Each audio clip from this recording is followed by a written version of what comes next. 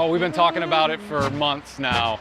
Just everything from the police escort to making sure that the statues are secured properly, that the trailers aren't going to go over too many bumps, just that they're going to arrive in one piece and be looking as good as possible once they're in place.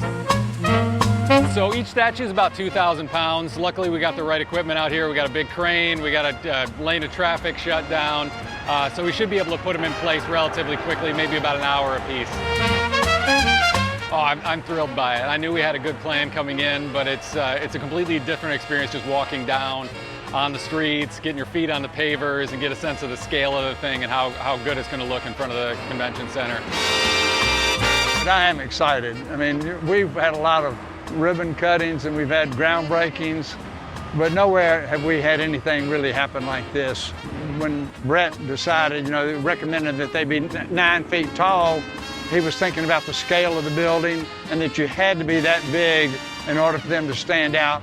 So I think the scale is perfect. The city had an incredible vision for what this thing is going to look like, and the architects and all the workers that are out here right now. So it's always just humbling to be a part of something that's this big.